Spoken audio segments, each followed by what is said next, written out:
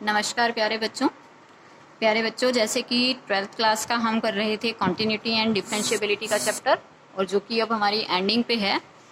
तो स्टूडेंट, आज हमारी जो last exercise Rolle's theorem and mean value theorem है, कल हमने उसकी इंट्रोडक्शन की है काफ़ी डिटेल में। होप आपने देखा होगा मेरा वीडियो और आपको क्लियर हो गया होगा कि रोल्स थ्योरम और मीन वैल्यू थ्योरम क्या है।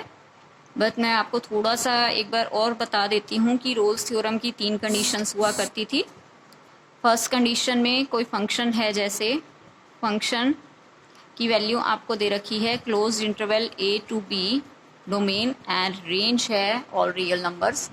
तो ये फंक्शन होना चाहिए फर्स्ट कंडीशन में continuous, f(x) is continuous at closed interval a b।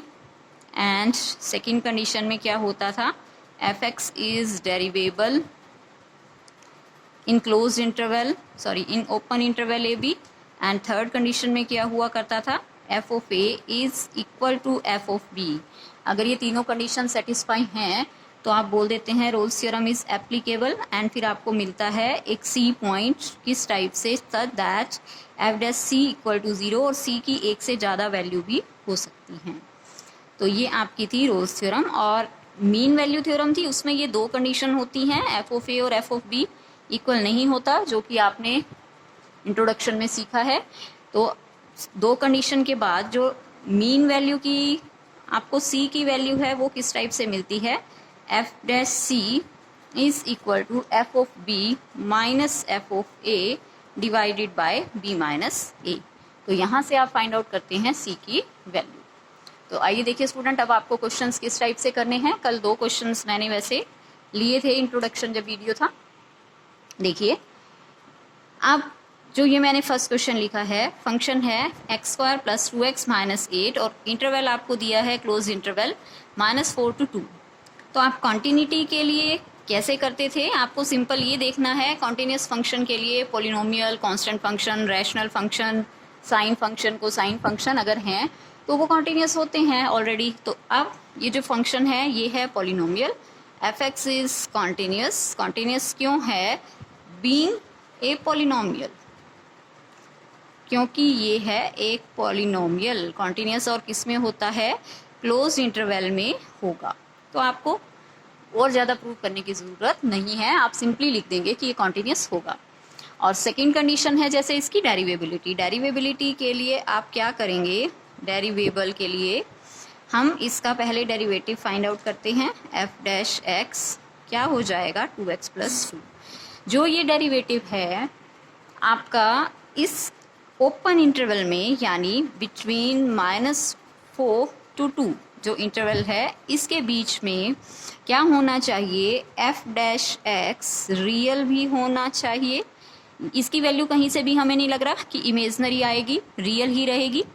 And real है, फाइनाइट आएगी, इनफाइनाइट भी नहीं बनेगी।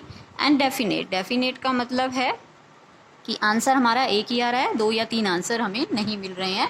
तो f डैश x पे 3 कंडीशंस होनी ज़रूरी होती हैं, real, finite and definite. Then आपका क्या हो जाएगा, फंक्शन इज डेरिवेबल। ये तीनों कंडीशन होते ही आप लिख देंगे फंक्शन डेरिवेबल है इन ओपन इंटरवल -4 to 2। अब हम इसकी थर्ड कंडीशन चेक करते हैं, f ऑफ a, यानी जो आपको -4 दे रखा है ये a है, ये b है, आप इसके अंदर पुट करेंगे। तो f ऑफ -4 आप पुट करेंगे, 4 और 4 इंटू 4 16, और ये आ जाएगा -8 तो इसका आंसर आ गया 0। ऐसे ही f ऑफ b मीन्स आप पुट करेंगे इसमें 2, तो 2 का स्क्वायर 4 एंड 2 2 ज़ा 4 और -8 ये भी आ गया 0, तो दोनों आ गए equal. f of a is equal to f of b। अगर ये तीनों कंडीशन सेटिस्फाई हो गई हैं तो हमें क्या मिल जाएगा, कम से कम एक c मिलेगा, such that f dash c equal to 0। तो स्टूडेंट अब f डैश x आप फाइंड आउट कर चुके हैं, उसी में ही आपको पुट करना है c x की जगह पर। तो ये बन जाएगा 2c प्लस 2 और ये आप लेकर चलेंगे 0 के इक्वल। देन c की वैल्यू यहाँ से आ जाएगी आपकी -1, जो कि इस इंटरवल के बीच में ही होनी चाहिए। तो ये थी आपकी रोल्स थ्योरम। इस टाइप से स्टूडेंट आपने क्वेश्चंस करने हैं। देखिए अब आगे जो क्वेश्चन है, सेकंड क्वेश्चन है, उसके 2 पार्ट हैं, दोनों ही एक जैसे हैं। ग्रेटेस्ट इंटीजर फंक्शन है, इसमें आपको ग्रेटेस्ट इंटीजर फंक्शन चेक करना है, फिर से वही 3 कंडीशन रोल्स थ्योरम की कि एप्लीकेबल है या नहीं है। तो स्टूडेंट जब आपने कॉन्टिन्यूटी या डेरिवेबिलिटी की थी तो हमने चेक किया था ये ग्रेटेस्ट इंटीजर फंक्शन ना तो कॉन्टिन्यूस होता है ना ही डेरिवेबल होता है।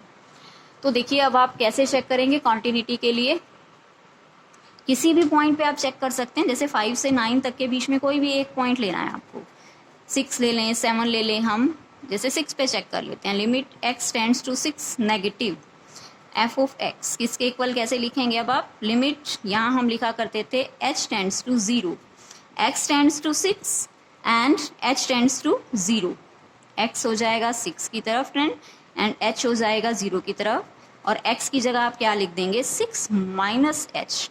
तो ग्रेटेस्ट इंटीजर फंक्शन में स्टूडेंट 6 से थोड़ा सा छोटा है, इसका आंसर आ जाएगा 5। ऐसे ही जब आप right hand limit find out करेंगे तो राइट हैंड लिमिट में क्या होगा, limit h tends to 0, 6 plus h आ जाएगा। तो 6 में कुछ ऐड कर रहे हैं, 6 पॉइंट समथिंग है, तो आंसर इसका आएगा 6। तो देखिए ये दोनों लिमिट इक्वल नहीं है, इक्वल नहीं है तो नॉट कॉन्टिन्यूस। तो स्टूडेंट अब एक कंडीशन सेटिस्फाई नहीं हो रही है तो आपको आगे की कंडीशंस चेक करने की जरूरत ही नहीं है।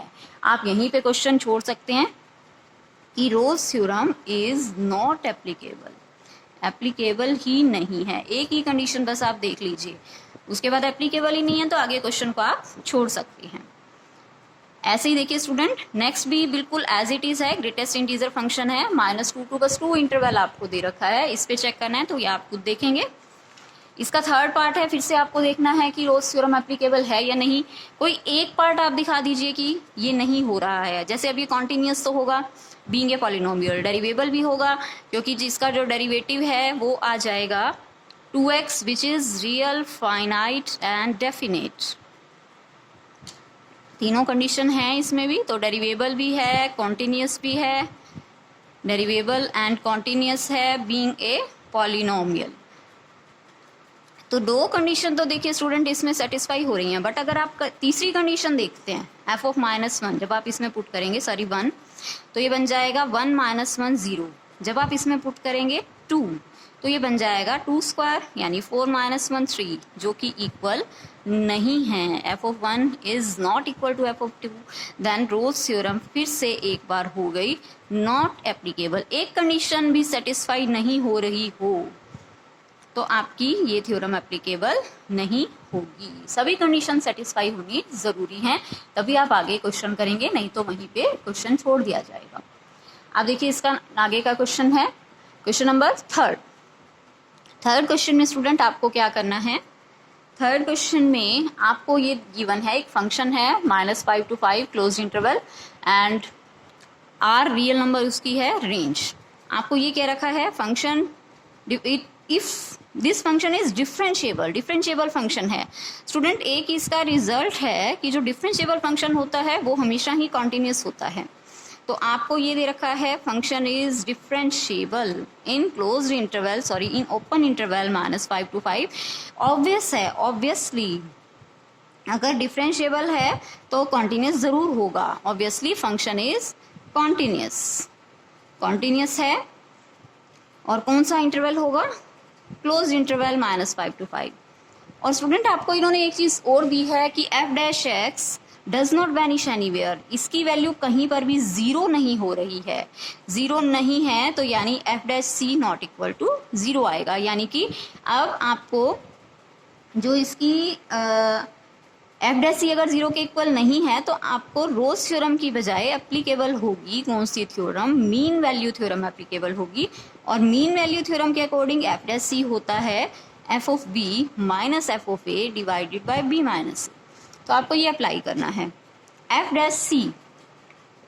एज इट इज रखेंगे and f of b minus f of a, b और a की वैल्यू पुट कर देते हैं, f of -5 and f of 5 divided by, ये हो जाएगा b माइनस a करेंगे 5 + 5 मीन्स 10 हो जाएगा, ये उधर चला जाएगा तो ये क्या बन जाएगा, f' नॉट इक्वल टू 0 है तो ये पूरी साइड नॉट इक्वल टू 0 हो जाएगी। तो इससे हम क्या कंक्लूजन निकाल सकते हैं, f of -5 and f of 5 not equal to 0, क्योंकि ये वाली साइड 0 नहीं है, then f of -5 not equal to f of 5 होगा। अगर आपका एफ डैश सी की वैल्यू 0 नहीं है तो थर्ड कंडीशन भी सेटिस्फाई, इसका मतलब नहीं होगी। यही आपको प्रूव करना था। अब देखिए स्टूडेंट, जो इसके लास्ट के 2 क्वेश्चंस बच गए हैं उसमें आपको मीन वैल्यू थ्योरम अप्लाई करनी है और क्वेश्चंस करने हैं। तो इसका मैं एक क्वेश्चन ले रही हूँ, सेकंड फिर से आप खुद करेंगे, फोर्थ और फिफ्थ में से एक ले रहे हैं। देखिए फोर्थ क्वेश्चन में मीन वैल्यू थ्योरम अप्लाई कर रहे हैं। कॉन्टिन्यूअस है बीइंग ए पॉलिनोमियल, क्योंकि हमें ये लग रहा है पॉलिनोमियल फंक्शन है। F x is continuous being a polynomial in closed interval 1 to 4 and f dash x आप फाइंड आउट करेंगे तो वो आएगा 2x minus 4 which is real, finite and definite। Real भी है, इमेजनरी कहीं से वैल्यू नहीं इसकी लग रही हमें, फाइनाइट भी है एंड डेफिनेट भी है।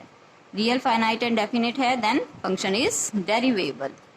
ये हो गया डेरिवेबल। डेरिवेबल होते ही डेरिवेबल होगा ओपन इंटरवल में। इसके बाद आप अगर देख रहे हैं F of A F of B यहाँ पर इक्वल नहीं है। अगर हम 1 पुट करेंगे तो ये आंसर आ जाएगा -6। 4 पुट करेंगे तो आपका आंसर आ रहा है। तो F of A is not equal to F of B. जहाँ पर ये दोनों इक्वल नहीं है वहाँ पर मीन वैल्यू थ्योरम एप्लीकेबल होती है। देन एफ डैश सी की वैल्यू आप कैसे फाइंड आउट करेंगे? F dash C is equal to F of B minus F of A divided by B minus A. F dash C की value 2c - 4, इसे में आपको सी करना है। एफ ऑफ बी यहाँ पर आप पुट करेंगे पहले 4 स्क्वायर मीन 16 और यहाँ भी 4 हो जाएगा, 16 - 16 तो ये आंसर आएगा -3। एफ ऑफ ए 1 पुट करेंगे तो यहाँ हो जाएगा 1 - 4 - 3 मीन्स -6 तो ये प्लस हो जाएगा, डिवाइडेड बाय 4 - 1 3 तो ये 3 से 3 कैंसिल हो जाएगा, ये 1 हो जाएगी ये पूरी साइड। तो 4c - 2c - 4 equal to 1, then 2c equal to 5, c equal to 5/2 और जो कि इसके बीच में ये है 2.5। तो स्टूडेंट ये थी हमारी दोनों थ्योरम्स और इसके क्वेश्चंस हमने किस टाइप से करने थे। होप आपको क्लियर हो गया होगा। इसके बाकी के क्वेश्चन आप करिएगा और कुछ प्रॉब्लम है तो हम डिस्कस करेंगे। आज इतना ही करते हैं। Thank you so much.